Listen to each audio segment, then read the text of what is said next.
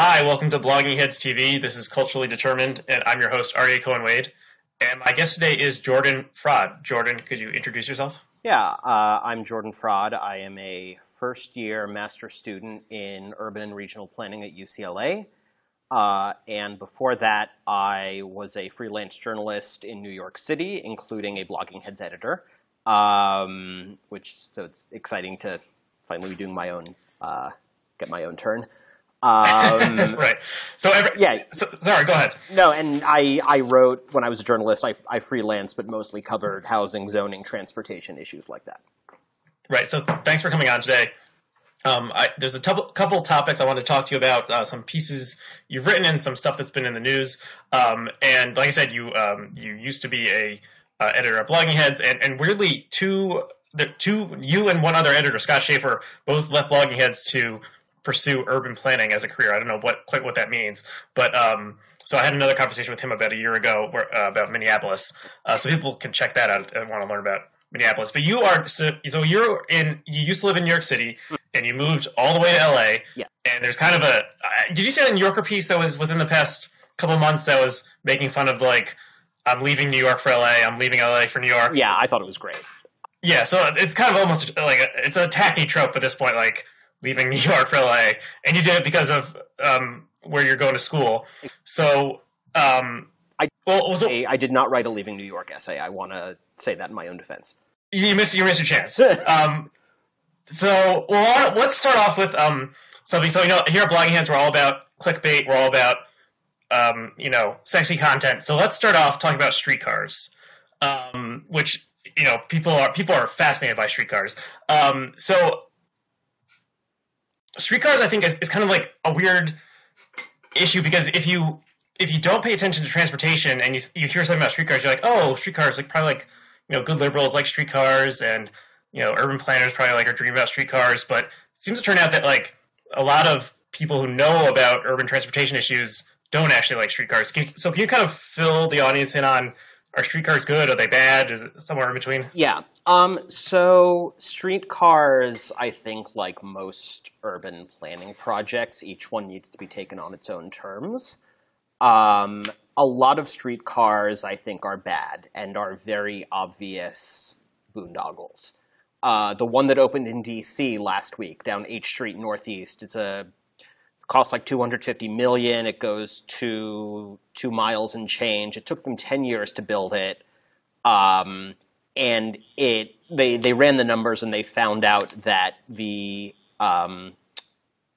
sort of the fastest you can get down that stretch of H Street in order is by bike is the fastest, then car, then bus, then walking, and then streetcar. Okay, so it's slower than multiple forms of human-powered locomotion.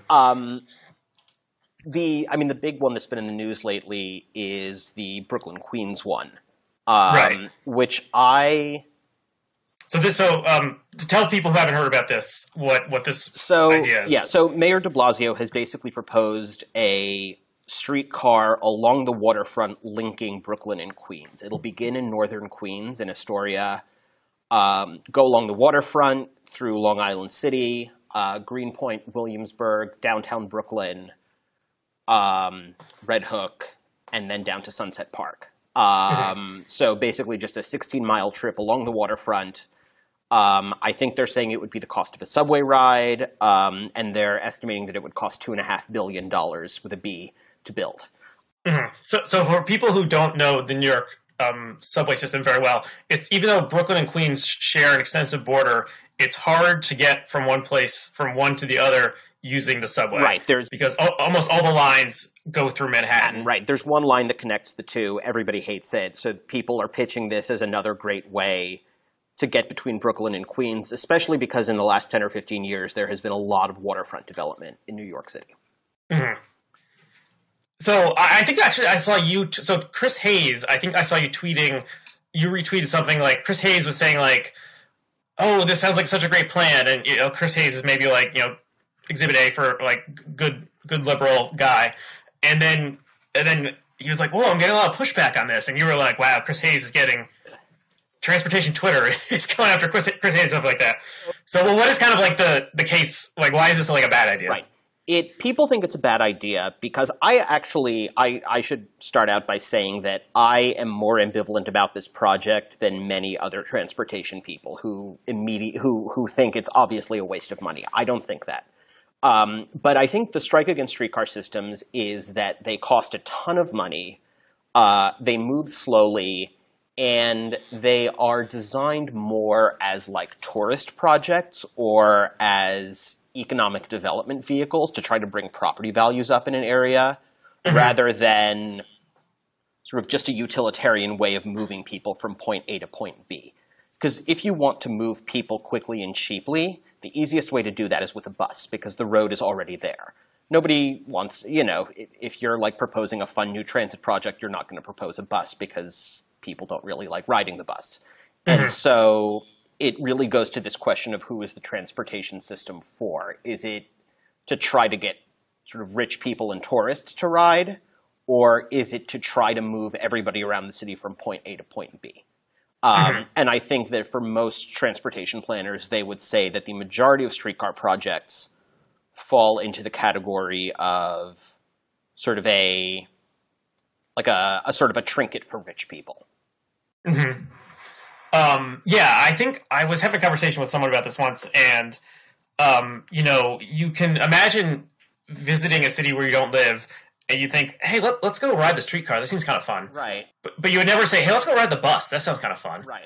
Because the bus is not fun. For some reason, the streetcar is fun in the way that a bus is not fun. Like, do you have any thoughts on why that is? Because, well, it depends on the streetcar. Streetcars have a nostalgia element. They're cleaner. They're smoother. They come more often because they are designed for tourists. They're generally kept cleaner. But the real question with any form of mass transportation is, does it have to sit in traffic? The reason people like rail and not buses is because rail has dedicated rights of way, and if you are on the subway or if you're on light rail, you're not sitting in traffic, right? You can bypass auto traffic. Whereas unless you create a dedicated bus lane, which we should have a lot more of, but it's very hard politically to get that done, buses sit in vehicle traffic. And so at that point, why wouldn't you just drive, right? Right. It's the bus is not getting you to your destination any faster. Right, yeah. So there's the psychology of this is interesting to me because, maybe it's that when you're on the streetcar and you're passing by the cars that are sitting there in traffic, you're kind of like, oh, look at those suckers. They're stuck in traffic. I'm cruising by at 25 miles an hour. When you're in the bus, you kind of feel like a loser because you're stuck on it with all these people you don't know, and you're just sitting there in traffic, and maybe these people are unpleasant in various ways, and you can't get off until the next stop. And right. So there's some kind of deep psychology here, I think. Yeah, I think it's a policy decision. There's an article that I really like that we'll post in the links afterwards. That's called "Buses Suck Because We Make Them Suck." And that's basically the point, is that for whatever reason, we have decided that rail is sort of the prestige form of transit and that buses aren't as important. And so there are ways to make bus systems work very well and make them clean and comfortable and fast. We just haven't invested in those kinds of systems. Latin America has done a really good job in building bus systems that get people around very quickly, and above all, that have dedicated bus lanes, right? The bus has its own lane, cars aren't allowed to enter. There are sort of boarding procedures so that you don't have to wait for everybody to get up and give their fare to the driver and move to the back. So you can expedite that process, and I've ridden on a bus system like that in Mexico City, and it was wonderful. But even knowing from a policy perspective that is an option, I still prefer riding the train as well. So I'm not gonna pretend that I'm not just as guilty of those biases as everyone else. Yeah. So if we wanted to somehow make this change, there would need to be both kind of like a policy change and kind of like a cultural change around buses, because in most places, and this could maybe be kind of a transition to talking about New York and LA. In most places, if you can afford to, you have a car. And so the people who ride the bus are poor people who can't afford a car. And there's a few cities in America where poor people and rich people alike ride the same public transportation, and one of them is New York. And I don't have a lot of experience. I have a fair amount of experience riding the New York subway, not a ton riding the New York bus system, but I think it's similar that kind of everyone, no matter who you are and what kind of person you are and how much money you make, you'll take the subway because it's so convenient. It's insane to have a car in Manhattan. So it's kind of a social leveler of people being exposed to people who aren't like them, and it's not if you're on the subway, you're not just surrounded by people who can't afford a car. You're surrounded by people of all types. Everybody, exactly. Mm-hmm. And I mean, that sort of that social mix and that slice of life is part of why people really enjoy riding the subway and why it's successful. I think, yeah, I mean, there's a quote by a former mayor of Bogota, Colombia, who said that a civilized country isn't one where the poor have cars, it's one where the rich ride public transit. Mm-hmm. Which I think is which I think the experience that people have in New York and in Japan and a lot of European cities where everybody rides the subway, I think is a testament to that. Of course, what ends up happening in New York is that the bus system in New York is miserable.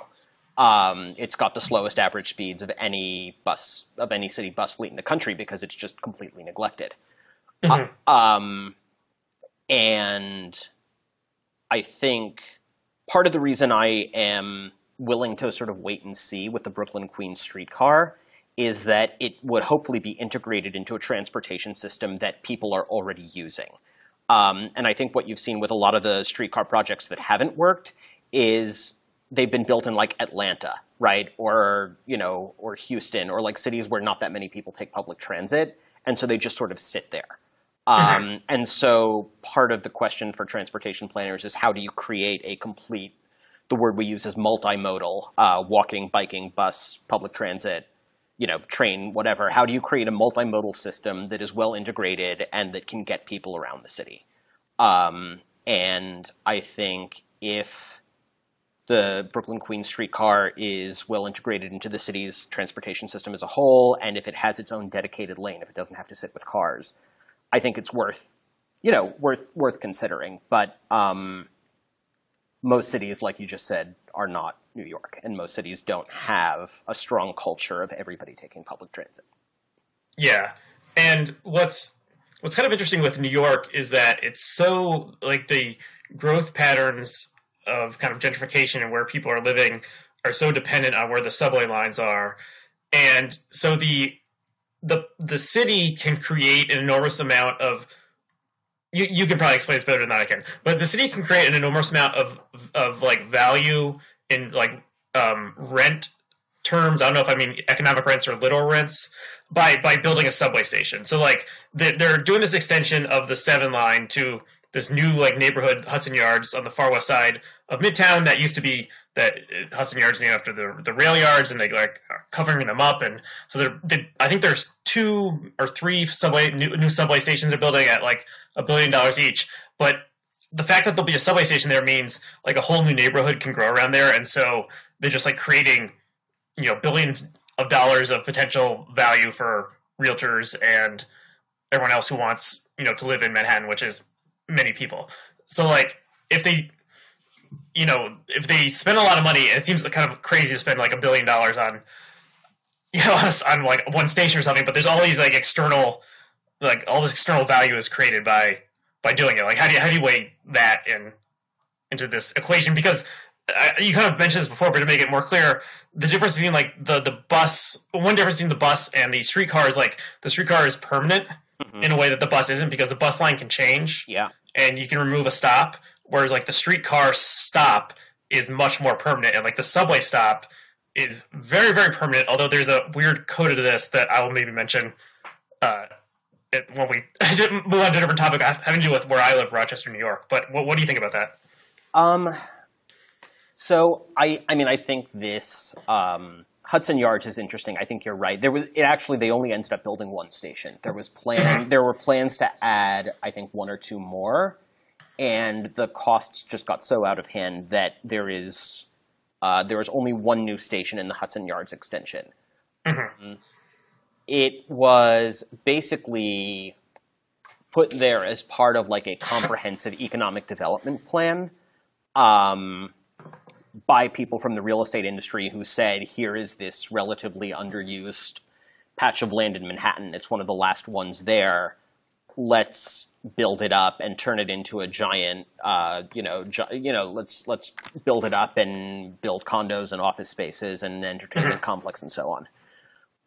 So that is sort of what I call transit as economic development, where the idea is that if you build transit somewhere, it will push up land values in the surrounding area. And that's a very well-documented phenomenon.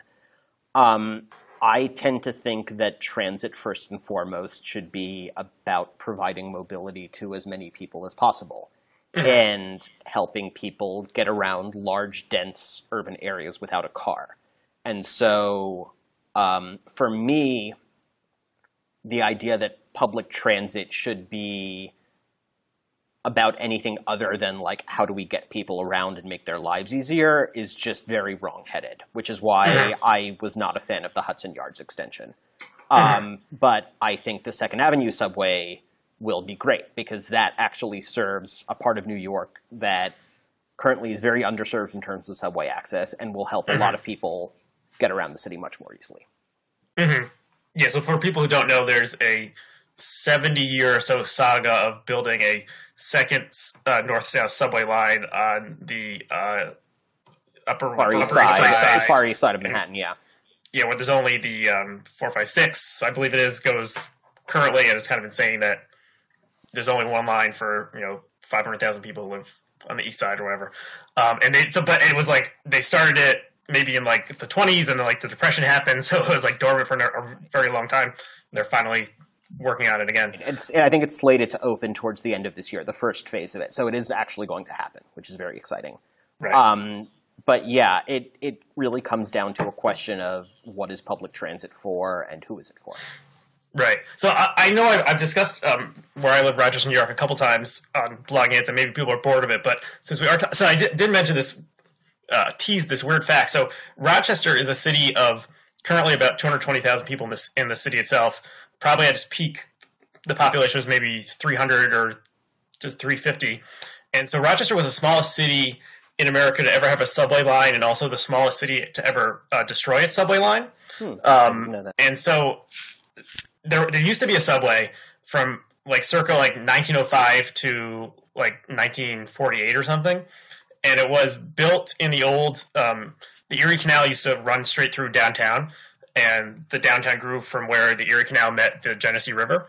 And so then they rerouted the Erie Canal because they decided it didn't make a ton of sense to have the Erie Canal running straight through the middle of the city. They rerouted it south of the city and took the old canal bed and turned it into a single line subway that kind of stretched from the west side to the east side of Rochester. And then after World War II, fewer people were moving to the suburbs, and they tore up the subway, and it's now most of what was the subway, former Erie Canal bed, is now I-490, an interstate highway. So, yeah. So it is possible to lose a subway, but it's very difficult and unusual. I mean, they weren't subways, they were streetcars, but LA used to have the largest streetcar system in the world, and it was all ripped out in the 50s and 60s, which I guess I didn't realize this when I saw it when I was a kid, but all of Who Framed Roger Rabbit is actually about the process of car companies buying up the land around. It was called the red car system. Right. It was about car companies sort of buying up the land around the red car system and tearing out the tracks and replacing it with buses. And there's this great line in the movie where the main character, hops on the back of a red car, and one of the like cartoons in the movie is like, "Aren't you going to drive?" And the guy is like, "Who needs a car in Los Angeles? We've got the greatest public transportation system in the world." Right. Which is, I mean, it's just what could have been. So yeah, it's I think a lot of cities did have streetcar systems or trolley systems, and tore them up, and LA's was just the biggest. Right. So that's a great transition to talking about LA. So how has it been for someone who lived in New York, LA and New York, the two kind of great American metropolises, or number one and two in terms of size, at least. How has it been moving from one to the other? I mean, it's been a really interesting transition. There are some things that I like. I was born and raised in the New York City area, so for me, that's my frame of reference. There are some things that I really like about LA. There are some things that I really don't like about LA. Even the things that I don't like are still very interesting. It's a fascinating city. It's incredibly diverse. The growth patterns are more interesting than, I mean, the stereotype is that it's just a city of suburbs, this endless sprawl. And that's not really true. There are some parts of the city that are actually fully urban, and you feel like you're in an actual city. I would also say that I'm in graduate school, and so wherever you go to graduate school, that's like a fairly circumscribed life. Right. And so my experience of getting up and going to campus and coming back is not a typical LA experience. I don't have a car. Right. So that was the thing I was going to bring up. That you're probably somewhat unusual in terms of a middle or upper middle class white person in LA without a car. Although maybe you can tell me that I'm making an assumption that's wrong. No, so, I think that's a correct assumption. Okay. Yeah, and the truth is that given my lifestyle, right, given the fact that I have a home and a campus and really mostly just go between the two of them, I just take the bus every day, and it's not bad at all. And if I need to get around my neighborhood, I can bike. It's fine. What I really miss out on is getting to explore the rest of the city, because it is so big, and the bus and it takes so long to get anywhere, and the public transportation system is so fragmented that if I want to go to the other side of town to go to a street fair or eat at a restaurant or see a performance of some sort, all things millennials love to do, right? Or I mean, just anything at all, right? Just explore the city that I live in. Yeah, it is very hard to do that without a car. Mm-hmm. So I wouldn't say that you need one to live here, but it's definitely better if you do. Yeah, but that maybe this is changing. So there's LA is building a lot more public transportation. Can you talk about that for a little bit? Yeah. So over the last 20 or so years, basically voters in LA County have agreed to tax themselves to build transit. And the result is that the city's rail network is growing by leaps and bounds. I think it has 2 subway lines and a bunch of light rail. And the big news is that on May 20th, they are finishing and opening the Expo line, which is a light rail line that goes from downtown to the west side of LA. The west side is the richest part of LA. It's the most suburban. Santa Monica, Beverly Hills, Culver City are all on the west side. And basically, on May 20th, they are going to finish the portion of the Expo line that goes all the way to Santa Monica, all the way to the Pacific Coast. And it will be the first rail connection to the coast in 60 years. So it's pretty... So there were streetcars before? Yes, yes, exactly. There were streetcars that were torn up, and so this will be the first rail to the coast in 60 years, which is a big deal. LA, and something that a lot of people have been looking forward to for a long time. The ability to get from downtown to Santa Monica without ever having to set foot in a car. So that's the big news, and people are really excited about it. And I think they're going to try to build more rail going forward. There's a mobility plan that the mayor has put out that's trying to invest in bike lanes and bus lanes and other ways to get people out of their cars. All of this, of course, has been extremely politically contentious. But the elected leadership of the city does seem to be moving in the direction of recognizing that the city needs to invest in mass transit. Mm-hmm. So do you think you're getting a different perspective from the average, like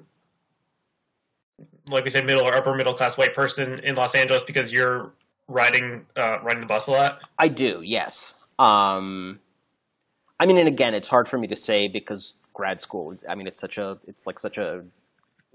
my social circle is fairly small. Right.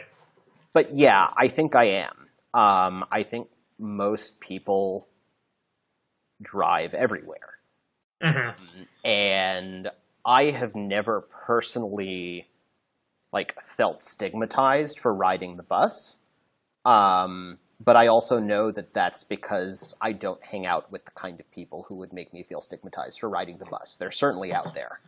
Mm-hmm. And you go to any LA Times article about the opening of a new bus line or rail line, and you see the comment section, and it's, great, now the bums are going to get to come to Santa Monica. So there's an immense, every time, like clockwork. So there's an immense amount of racism and classism and prejudice tied up in opposition to public transit. Right. But also, what is interesting about what's happening in LA right now is that despite all of these efforts to expand the city's public transportation system, ridership is down. There was a huge blockbuster article in the LA Times maybe a month ago looking at ridership numbers over the last several years, and the system is actually losing riders even though they're building all this new infrastructure. And so people are trying to figure out, why is this happening? Right. Is there a leading theory? Yeah, hold on, let me have some water. In honor of Marco Rubio.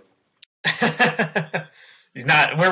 For the viewers, we're taping this on Super Tuesday evening, and this will probably post a couple days later. But does not seem to be a good night for Marco Rubio so far. But that's neither here nor there. Here nor there. So gas prices are down. The economy is better, and people take transit people take transit more when the economy is worse. We know that. Mm-hmm. The other thing, though, is that in order to invest in rail transportation and build all these shiny new things, the LA County Metro Transit Authority, instead of calling it the subway, we call it Metro, has cut bus service. And I think 75 or 80% of all public transit riders in Los Angeles ride the bus. Mm-hmm. Overwhelming number. And so one theory, which I think probably has quite a bit of truth to it, is that Metro has ignored who its core riders are in order to try to chase wealthier people and get them to ride public transit. Mm-hmm. And those wealthier people eventually are going to go back to their cars. But if you cut bus service, you're really hurting people who rely on public transit the most. And it goes back to the same question that we were talking about in New York before, which is who is a transit system for, right? Is it about choice riders, which is what transportation planners call people who choose to ride public transit, who have the option to do something else? Mm-hmm. Or is it about core riders who are the people who need to take public transit because they can't afford any other option? And, the ideal is that you get some of both, but you need to pay attention to both audiences. And I think probably what's happened in LA is in this rush to build great new trains, the bus riders have been neglected and are making their displeasure known by riding the bus less. Mm-hmm. Yeah, that's interesting. Is that kind of is everyone who goes to transportation school of that same mindset, or are there people who think put a streetcar station in here because it'll really help property values? Not in my. I think there are people in my program who are who are very enthusiastic about rail transit. I am too, honestly. I think my program tends to draw people who are very progressive and very sort of attuned to issues of equity and social justice in urban planning. But there are certainly other transportation planning students and urban planners who would endorse a streetcar solution, would say, let's build more rail, or who would say rail is a very cost-ineffective investment, and the vast majority of Americans live in suburbs and drive cars, and God damn it, that's the way we should keep it because that's the American way.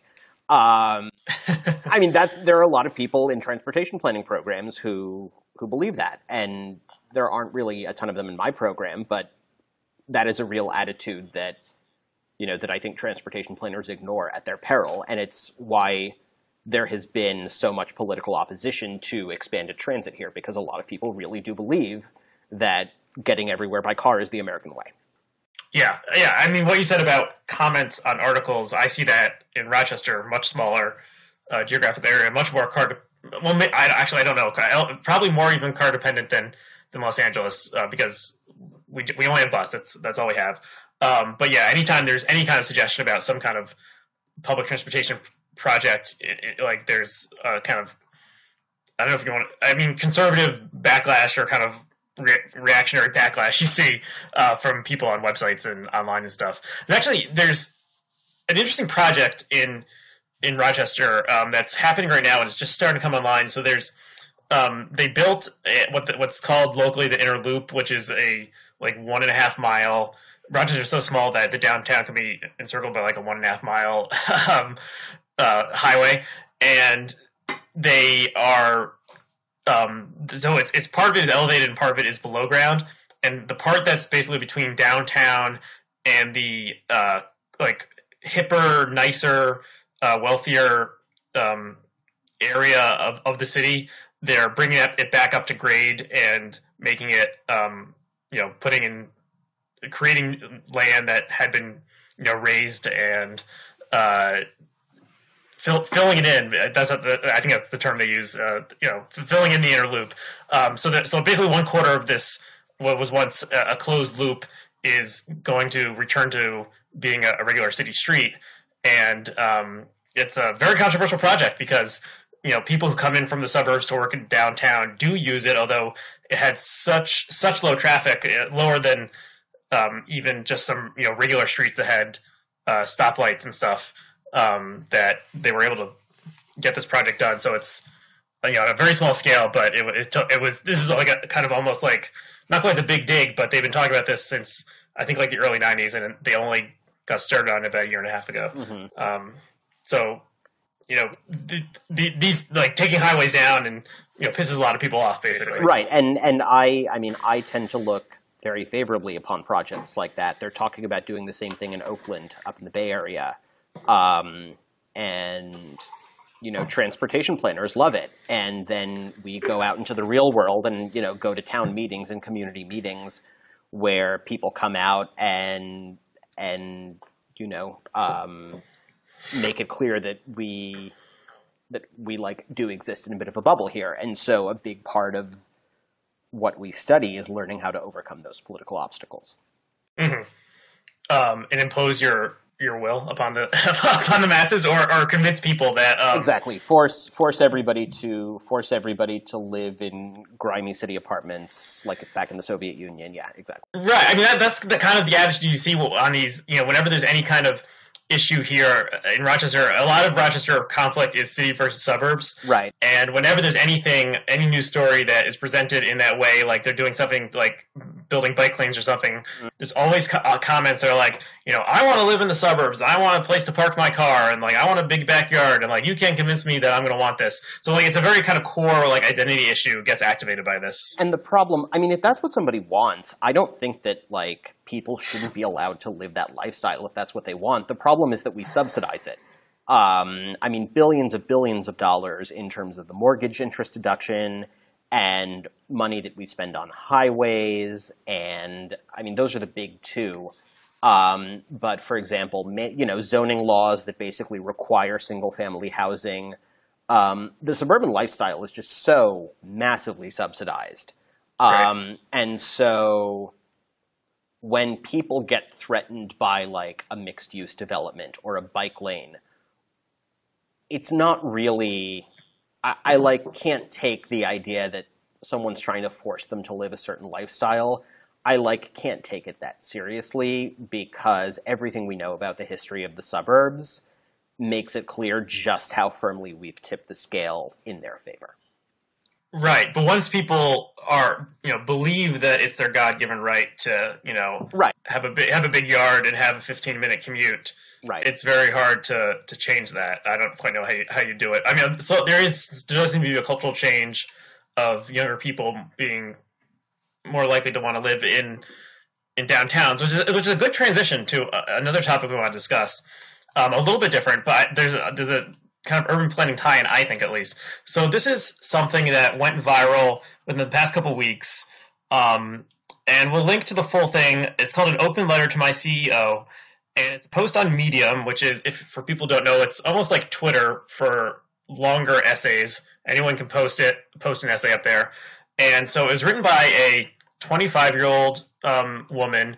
I think her name is Talia Jane, if that sounds right. Talia sounds about right, yeah. Yeah, so so when she wrote this letter, she worked for a company that Yelp owned that I think was kind of like a delivery service, and she was in customer service for this company.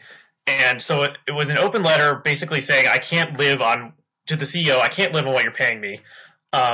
So the company is based in San Francisco, and I'll just read a paragraph from this open letter. So she writes, I haven't bought groceries since I started this job, not because I'm lazy, but because I got this 10-pound bag of rice before I moved here, and my meals at home, including the one I'm having as I write this, consist by and large of that, because I can't afford to buy groceries. Bread is a luxury to me, even though you've got a whole fridge full of it on the 8th floor, but we're not allowed to take any of that home because it's for at-work eating, of which I do a lot, because 80% of my income goes to paying rent. Isn't that ironic? Your employee for your food delivery app that you spent $300 million to buy can't afford to buy food. That's got to be a little ironic, right? So it kind of goes on in this vein. And so this post went kind of semi-viral. And I think within the day, this woman was fired from her job, but got a lot of attention for this post. So what this kind of – okay, so there's a lot – this kind of inspired – this post inspired a backlash and then like a backlash to the backlash. So we'll link to these essays. Someone posted another Medium essay that was like a 31-year-old response to the 25-year-old, basically calling her like an entitled millennial. And this second woman who was responding to the first woman was saying, lay out her life story and how she, was also an English major and wanted to make it in writing, but ended up working as a hostess at a bar and paying her dues according to her and so on and so forth. And then there was like there was a post that was a 37-year-old response to the 31-year-old responding to the 25-year-old, calling out the privilege of the 31-year-old and blah, blah, blah. So I kind of had, this took me in urban planning directions, this series of posts. But what did you think of, well, at least the original story? I mean, the original story is, I don't know. I think if you write an open letter complaining about your salary and then posting it to the internet, I'm not sure what you expect will happen to you. Right. I mean, I do empathize with Talia. I read the letter, and I think, all things considered, she'll probably be fine. I think that when people talk about millennials getting screwed over, I'm not sure she is necessarily the poster child for that, although what was really obnoxious about that 31-year-old's response to her is that it assumed all sorts of things about her upbringing and her lifestyle, and I'm not going to do any of those things because I've never met her, and so, I assume she'll be fine, but I could be absolutely wrong. I do think that the broader point that good-paying jobs and sort of knowledge economy jobs are clustering in very expensive cities is true and is something that is really, really problematic for millennials' ability to build wealth, and it's absolutely an urban planning issue and will have huge ramifications down the road. So I think this is it's an interesting document that I think people should read carefully. There's two things I wanted to note. One was that it's hard to assume things about people who just based on one document. There's a reference in one of the first paragraphs where she writes, talking about her background. I also desperately needed to leave where I was living. I could get into the details of why, but to sum up, I wanted to die every single day of my life, and it took me several years to realize it was because of the environment I was in. So this person clearly has some mental health struggles that they're dealing with. I don't think that was noted in kind of the scolding, like entitled millennial stuff. Whatever job you work at, you should be able to access healthcare, including mental health care. And then so she writes, about I think she's basically making minimum wage or slightly above.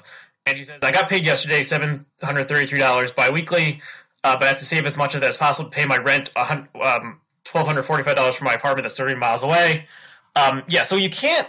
It's almost impossible, I would say, for one person earning a minimum wage income to pay $1,200 in rent. Like you just can't live that way. Right, you can't live that way, but at the same time, if you are in the Bay Area, that is what you're going to have to pay. Like, I don't mean that as a criticism of her. I just mean, like, that is the cost of living in that area, and it's horrific. And if a company wants to employ people in that area, they should be prepared to pay people to pay people what it costs to live a dignified lifestyle in that area.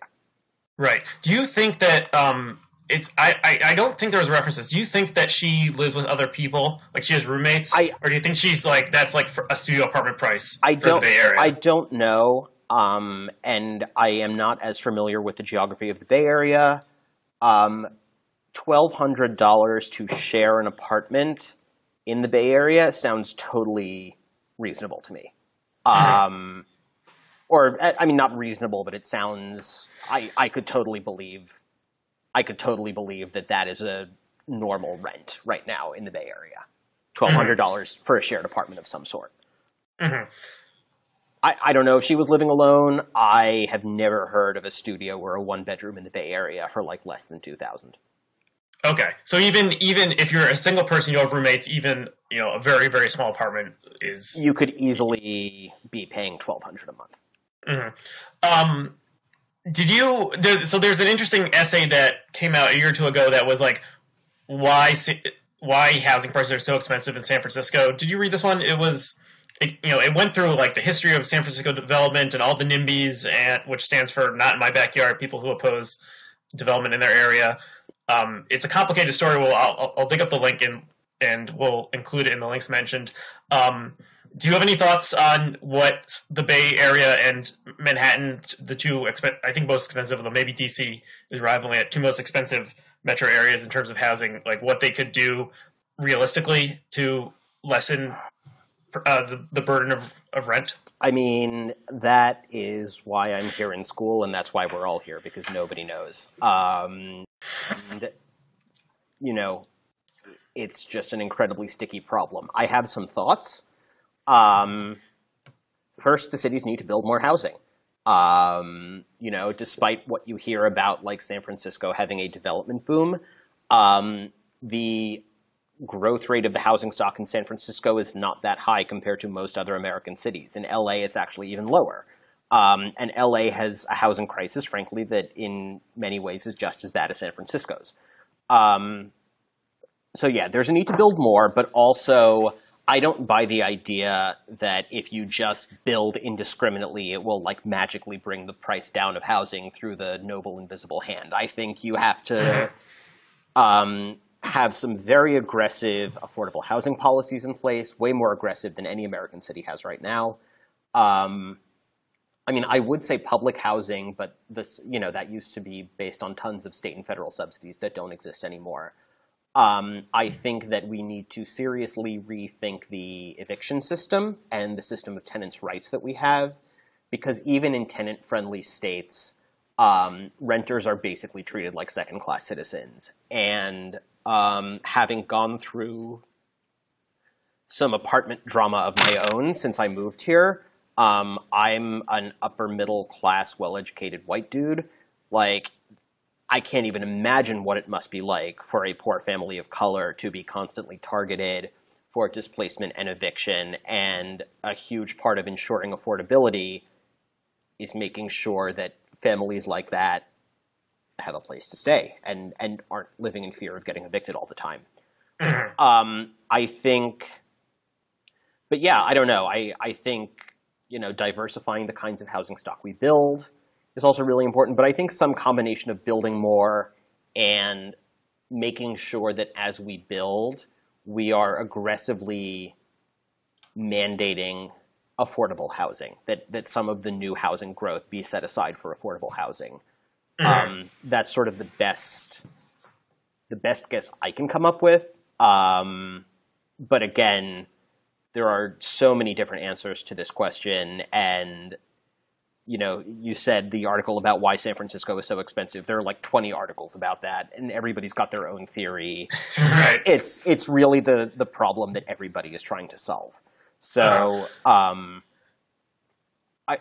don't know. If I knew the answer, I would be out there doing it. Okay. Yeah, I think this is really like one of the pressing public policy issues that Right. We need to solve. I think what's crazy about California in particular. NIMBYism is a problem in every city because people get so much value out of their homes. But it's a particular problem in California, partially because homeowners here are extremely powerful, owing to there are very low property taxes. It's a long story. Google Proposition 13 if you want to know about it. But homeowners in California are very powerful. And so they fight very hard to keep the value of their property up at all costs. And what that often means is trying to block new housing. And so I think that is a big problem that the state has to overcome. And again, I don't want to single out California. It's where I am right now, and I'm seeing it firsthand, but it does exist everywhere. Mm-hmm. So I guess, kind of the larger cultural point that I just want to note that what this article made me think is there's so much written about millennials and what do millennials want, and millennials are entitled, and, millennials are good, millennials are bad. I think a lot of it comes down to millennials are spending too much on housing, and that constrains all sorts of other parts of your life. If you're living in a creative class city and you're spending, half or more of your income on rent, then it changes your life. You're less likely to have children. You're less likely to own a car. You're, maybe you're more likely to write an essay on Medium as an open letter to your boss. So yeah, there's something there. Someone can write a great essay about it. Maybe you, but probably not me. But we're kind of near the end of our time, and I wanted to mention a piece that you wrote for the late and perhaps not missed Al Jazeera America, we won't even discuss about that. But you wrote a piece for Al Jazeera America about New York values. So Donald Trump is doing very well tonight on Super Tuesday. Ted Cruz accused him of having New York values. And you wrote a piece kind of saying, so I think a lot of people, when they heard New York values, they thought that was just a code word for liberal or a code word for Jewish or something. But you wrote about, there actually are New York values, and they're deeply rooted in the history of New York City. Can you talk a little bit about that? Yeah. So, I think this came out of a Twitter conversation that I was having with a bunch of people, which sort of was trying to figure out what are New York values.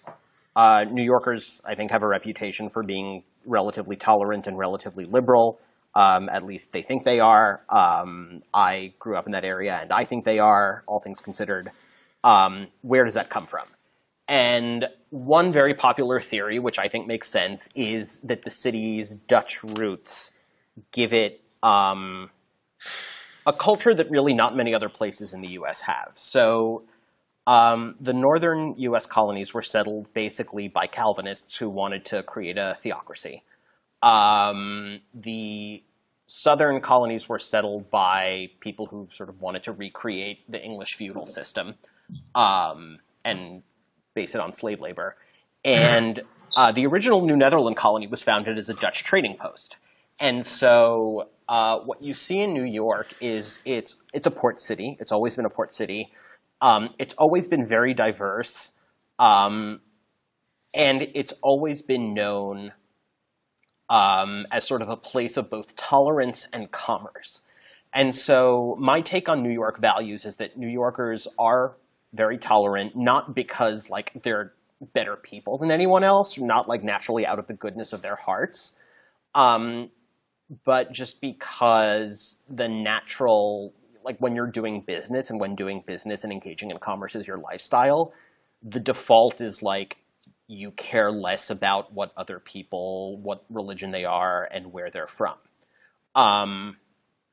And you could enter because you could enter into a non-zero sum relationship with them through commerce, right? As both of our former boss Robert Wright has written a book about non-zero. So you're more likely to have positive feelings about someone if you can play a non-zero game with them where you both win something in the end. Right, and I think sort of the more shameful episodes in New York City history make a lot more sense when you view them in that context.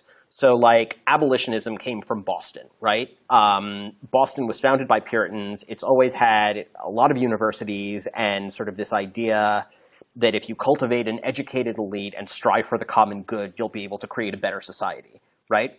Makes perfect sense that abolitionism would come out of that context. New York was the most pro-Confederate city in the North. The mayor of New York City during the Civil War wanted to secede from New York State so that he could keep doing business with the South. There were draft riots when the draft was first announced during the Civil War because New Yorkers basically said, hey, we don't want to go fight to free the slaves. Screw you. And they were some of the first race riots in American history. And so... Right. Back when race riot meant white people attacking black people, or the original version of the term race riot. That's a very good point. It was basically just a massacre of black New Yorkers. And when you think about the city as a place of commerce, that makes sense, right? The overriding goal is to keep doing business. And if abolitionism or freeing the slaves or fighting the Civil War got in the way of that goal, then it would be subordinated to sort of the overall goal of continuing to engage in commerce. So I don't know. I mean, I think, when I think of New York values, I think of my family. Three of my grandparents were immigrants to New York. I think of sort of liberalism and tolerance and independence, sort of curiosity about other people. But the truth is that no American city has a good record on race relations. Right. So I don't want to say, right? And so I think that, like, New York values a sort of tolerance through commerce. Like, is it the best thing in the world? No, definitely not. But I think all things considered, it's, I think all things considered, it's worth defending. It's worth defending. And I think, you look at the success of New York City, and I think it's very clear that that combination of elements has made for a very successful place. So since this is a culture show, I should mention that in the movie Lincoln, the kind of villain of the movie is this person, this historical figure you mentioned, the mayor of New York, played by Lee Pace. I just looked up the historical figure's name is Fernando Wood. So he was the leader against the 13th Amendment portrayed in the movie Lincoln. So I think it's really interesting. There's a book that is one of the best nonfiction books I've ever read, called The Island at the Center of the World. Yeah. The author's name is escaping me right now, but it's a history of the New Netherlands, and it kind of makes a similar case to the one you're making. We'll link to that book if your interest is piqued by this. Oh, yeah. Russell. Oh, yeah, Russell Short, yeah. And he also wrote a book called Amsterdam that's kind of a prequel to that book that is not as good, but is also interesting, and it's more on this theme of how the Dutch invented capitalism and brought us the modern world, all related to the city of Amsterdam, and invented liberalism because you had to work together to fill in the dikes and stuff like this. That's his argument. I will say, as far as Ted Cruz and New York values go, I mean, the guy's not stupid. That was, I think, an obvious anti-Semitic. Leaving aside, like, what are the historical roots of New York values, I think Ted Cruz knew exactly what he was doing, and I think that is an obvious code word for, like... So you want to dispense with this fiction that Ted Cruz didn't know what he was doing? Is that what you're saying? He knows exactly what he's doing, yeah. Okay, an interesting take. So just last question. Do you think Donald Trump does embody New York values? Oh, God, no. No. But I think there is something. He doesn't embody the values of tolerance, but he does embody the value of, I can make a deal with these people. Like that's what he's saying he can do in terms of foreign affairs. He's like, I can talk to the Chinese. I know how to make a deal. Putin, he's not so bad. I can make a deal with him. Like this is kind of like related to these New York values. I mean, yes, it's I guess now that you frame it that way, it makes sense. I just find him so viscerally disgusting, and have felt that way about him since I was a little kid, that like the thought of any overlap just makes me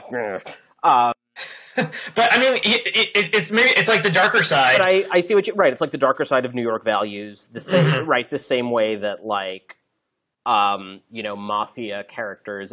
Characters in mafia movies are very sort of quintessentially New York because they hustle all the time, right? They hustle and they make deals and they do what has to be done.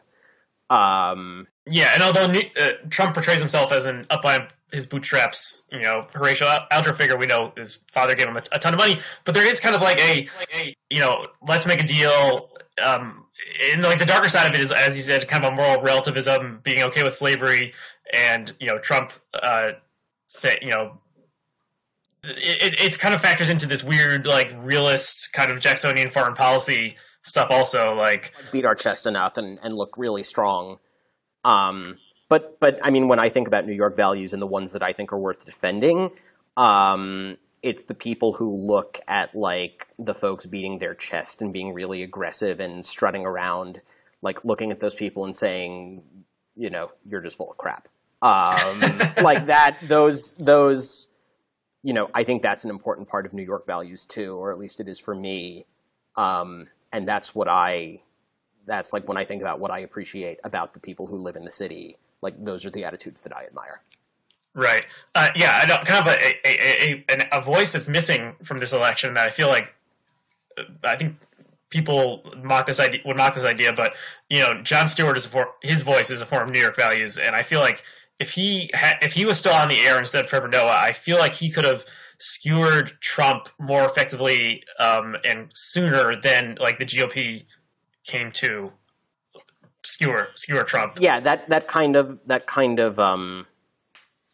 yeah, I think Jon Stewart is a good example of that, of those kinds of that sort of the more liberal side of New York values. Yeah. Okay, I think we probably come to the end of our time. All right. Anything else you wanna add about anything we've discussed? I don't think so. Where can people? So we'll link to your Twitter feed. I guess we didn't really talk about freelancing. You still continue to write stuff occasionally. Where can people kind of find stuff that you're putting out there? We will. I mean, many of my recent pieces have been for Al Jazeera America, which I'm really sad that they no longer exist. But we will link to my website where I post things I've written. I am taking a break for a bit from writing all the time just because, I'm in school. But I do try to write every now and then, and I if you're interested in city planning issues and the future of cities, I keep a pretty active Twitter account and try to keep up to date in terms of sharing and talking about those stories. And yeah, I don't know. I think as time goes on, I'll try to start writing some more. But it's grad school. Anybody who's been to grad school knows it's sort of it's a marathon that you need to run at the speed of a sprint. So, it's a very different lifestyle. But I definitely want to definitely gonna try to keep writing if I can. So. Okay, cool. So we'll link to your website and your Twitter feed. We'll link to my website, my Twitter feed, and anytime I write something new, it ends up on the work page of my website. So cool. So people who want to continue learning about urban planning issues, follow Jordan at those sites. Thanks, Jordan, for coming on. Thank you for having me. Making your debut after being behind the scenes for a while in the past. And thanks to all of our viewers, and we'll see you again next time. Thanks. Bye. Bye.